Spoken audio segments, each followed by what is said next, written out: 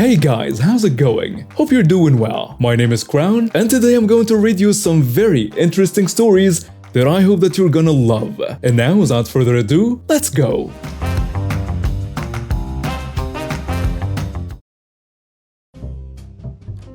I, 20 female, run a retail store with only one other person, another 20 female, and some guy came in and cussed at her.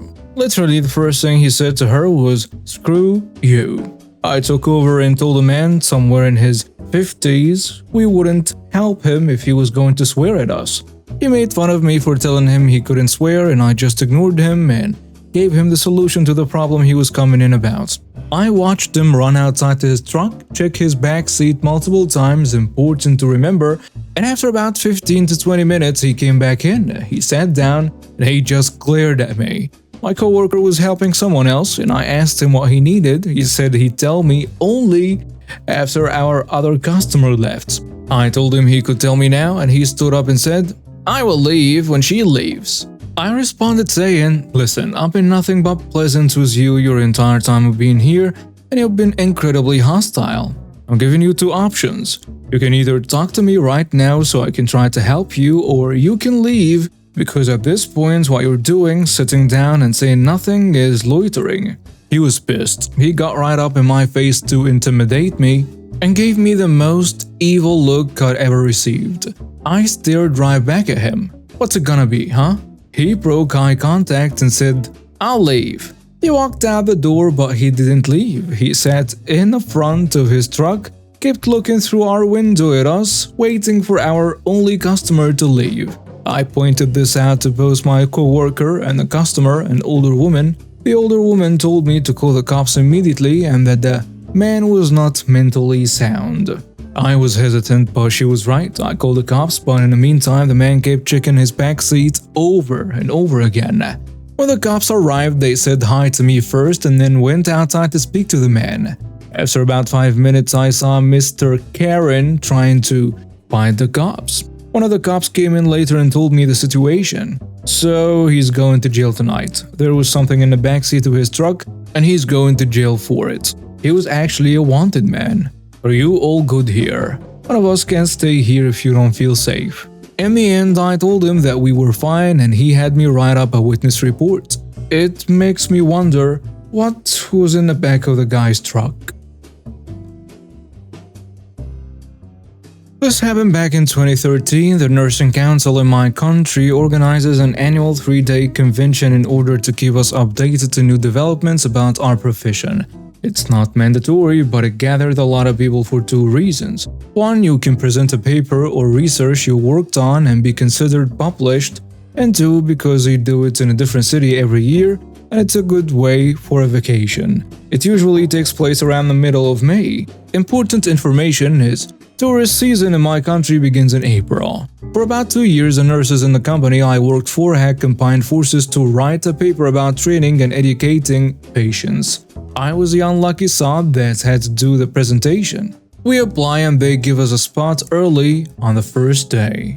The convention is held in a very touristy city in a 5-star hotel.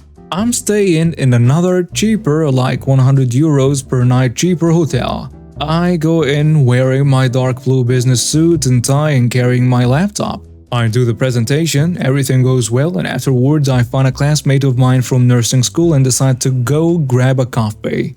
Because she wanted to catch a presentation later on, we decided to not leave the hotel and go to the patio where they had a cafe. We're on the patio, catching up and enjoying our coffee in the sun and generally having a good time. The patio was almost full at that point, mostly with student nurses and people from the convention. The cafe staff is busy with all the people there, and at some point my friend excuses herself to visit the bathroom and I check my phone. Suddenly I feel someone looming over me and then I hear a high-pitched "Excuse me?" So I turn my head to see a slightly pissed woman staring daggers at me. She looks like a prototypical Karen. The haircut, the expensive clothes that look cheap, and the attitude. "Me and my friends are waiting for someone to take our order for 5 minutes." She pointed a couple of tables over where a couple of women in the same subcategory are sitting. So I asked, confused, "So get off your break and come take our order." I don't think so. You have to wait for one of the servers. I don't work for the cafe. Karen, leaning towards and getting in my face. Listen up, you peon. We are paying customers and you're going to do as you're told. Break is over.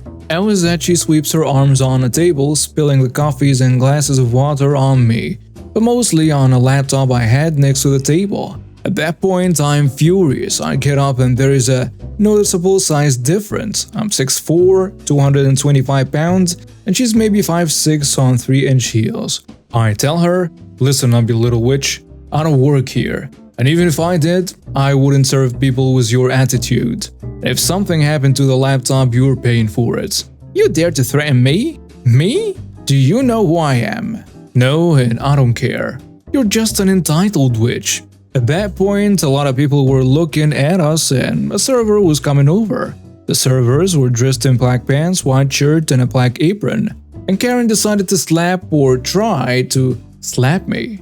I caught her hand as a server came next to us. What is happening here? He asks. Your colleague is refusing to take our order and threatening me. The server taking a look at me. Madam, this man doesn't work here. He's a customer. Apparently, her little prank couldn't compute because she continued foaming until a manager and security appeared. When the manager asked what happened, I replied, this woman insulted me, deliberately dropped coffee on me and my personal belongings, and she tried to attack me. I would like to press charges, please. The implication of getting the police involved in another rant by Karen. How it was discriminating against foreign tourists and she would sue me and the hotel, and how we should respect our betters. You know, the lovely stuff. The aftermath was that I pressed charges and Karen was kicked out of the hotel. I don't know what happened to the rest of her clique. The laptop was ruined, the back zipper was slightly open and all the coffee poured directly on the laptop. The hotel offered me a full paid weekend reservation at the time of my choosing, and about a year later, I received a hefty settlement for the incident. About 3,500 euros. To start, this is about the company I work for and a trip I took because I had to wire a building for a computer network because the building owner wouldn't. Backstory: our company was moving a remote site to a new building. As the IT guy for the company, I was asked to look at the new building and get network ports marked out. The landlord refused to put any low voltage lines, and we got quotes, but they were thousands of dollars. Enter me, my car, and 4 boxes of Cat 6 plenum. It's about an 8-hour drive and I was doing about 30 drops. Not a ton, but still a few days work in some place that's already built up, and its drop ceiling with insulation on top. Messy, itchy work. The story. Day 1, we get there Monday morning at the start of the month. It's actually a cool summer morning and we're from further south, so no one notices the AC not working for about an hour. Slowly, the building begins heating up. It gets to 80 by noon, 85 at 3 p.m. and the rooms with floor-to-ceiling windows are greenhouses. It's absolutely miserable. We've been told by the workers still on site that the leasing company was told that there was no AC in our building 3 weeks ago. The other thing is there are still workers on site. The building isn't completed, so much for being ready for handover day 1. Day 2, we're getting agitated. It's 80 degrees in the AM when we first walk in. It's sweltering. The other guy that came up with me is a facilities manager, and he's screaming at people over the phone to fix the AC. We're all exhausted from the heat by 3 p.m. I found a 4-foot hole in the ducting when I opened the ceiling tile. The AC was blowing, but there was no cold air. We are told the compressor is broken. Day 3, more of the same, miserable in the morning. I am finally getting the last lines punched in on a patch panel. The AC guys arrive about 10 p.m. They finally fixed the unit at 2 p.m. and we asked him what they did. They said a lot of things, and we again said, "What did you do?"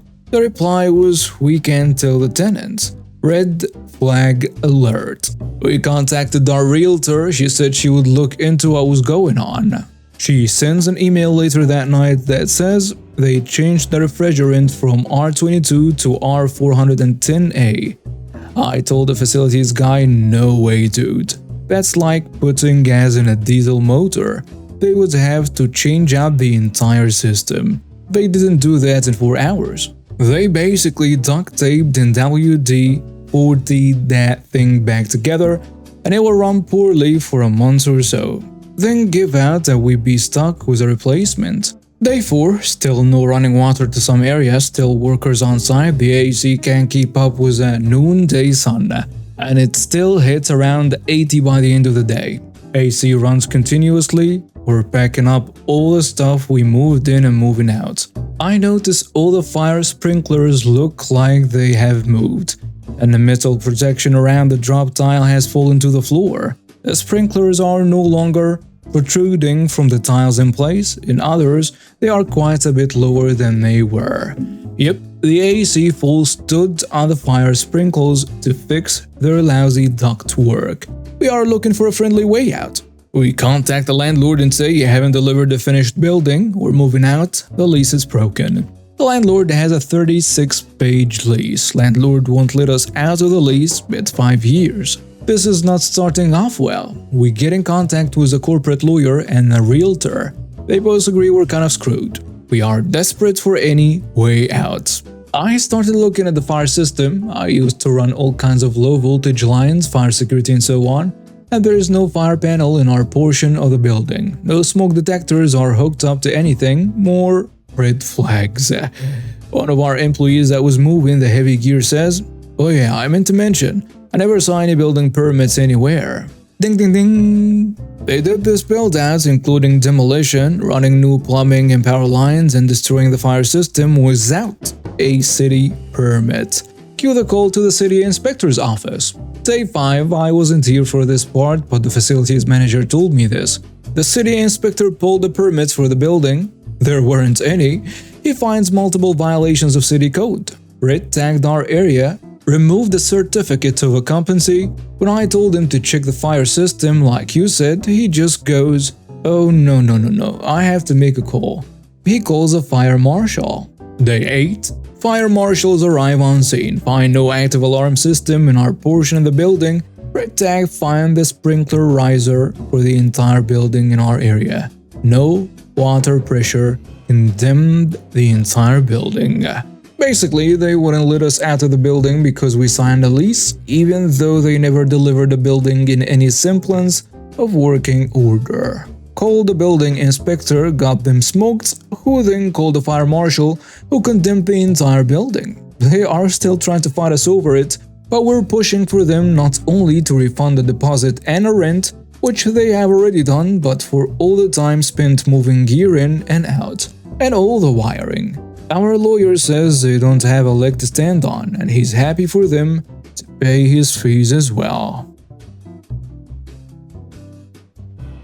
Some friends and I decided to do the trend where we have a dinner and everybody brings a food that starts with the first letter of their name. There is one friend of ours that's a bit of a moocher. Whenever we go out, she never pays for stuff, whether it's the dinner bill, tickets for the movies, and so on. We always end up paying for her. But everyone accepted this and doesn't really have an issue with it. However, recently it's become worse. She's been dating this guy for a couple of months and she brings him everywhere with her, even when he's not invited. So now we have 2 people to pay for. Also, I feel like I have to say that they have jobs. They are not struggling. It would be different if they were broke. Then of course I wouldn't mind. But yeah, we had the dinner last night and everybody brought food and put a lot of effort into it. These 2, however, showed up with absolutely nothing, not even a bottle of soda. We were annoyed, but nobody said anything. It wasn't until the end of the night when they were leaving that I cracked a little. The friend's boyfriend was taking home all the barbecue ribs that were left. I repeat, all of it, and it was a lot. Like, be considerate at least. He emptied the entire tray of ribs into a container. And that's when I politely asked, "Can you maybe not take all of it? The others might want some too." He got all defensive and asked, "Why are you treating me like I'm stealing all the food?" I clarified that I never said such a thing and that I only asked that he didn't take all of it. He got so angry, plopped the ribs back and said, "Fine, I don't need your food." To which I replied, It kinda seems like you do, and to be honest, you shouldn't have eaten it all since you didn't contribute again as usual. Then my friend came, took him, and just left without saying anything. Now apparently she is angry with us, mainly me. Most of my friend group doesn't think I did anything wrong, but there are a couple who are saying that I shouldn't have said anything. The thing is that I didn't even say anything to my friend because I don't mind that she doesn't contribute. Her boyfriend was the one irritating me. He eats the most food but doesn't contribute, drinks the most of our drinks, doesn't contribute, orders really expensive meals at restaurants and doesn't contribute towards the bill. I guess I got kinda annoyed and snapped at him. I tried phoning her to clarify that I don't have any issue with her, but well, she's ignoring me. I don't know, maybe I should have left well enough alone. And there was some comments on the post. You're not the jerk for this event, but why on earth do you and your friends tolerate them mooching like that? Tell them that they need to pay their own way and do it. If you go to a movie, buy your own tickets and let them pay or leave. Get separate checks at restaurants. When the server first comes to the table, tell them you'll need separate checks. As a former restaurant employee, I can tell you that it's fairly easy to split a check if you know it'll split before you start entering things. And the royal pain to go back and split a check you enter together. You and your friends have been complete doormats. When you let bad behavior repeatedly go unchallenged, it never stops and often worsens. Another commenter adds, honestly, OP and her friends need to start a discussion about friend X. Does she contribute anything meaningful to the dynamic of the group, or is she just a leech that is now bringing a fellow leech to continue draining everyone's resources? Their behavior is disgusting, and by continuing to allow it, they are endorsing the behavior. So it's natural she would bring her boyfriend along for the free meals and drinks. Not the jerk. However, I feel OP and friends group need to arrange an intervention for friend X and boyfriend if he insists on joining. And they should let her know her free ride is over. Either she pays her way and he his, or they will be excluded from activities in the future. If the group of friends isn't unified on this point, then I'd suggest splitting the group into the leech supporters who can cover for friend X from now on, while the leech deniers can cover their tab and enjoy themselves without the added financial burden. Mixing friends and money is always bad, and supporting someone that callously abused it is not a friendship. It's becoming a victim for a parasite. They will bleed everything and then walk away when you are struggling. And now we have reached the end of today's stories. Thank you for watching and see you next time.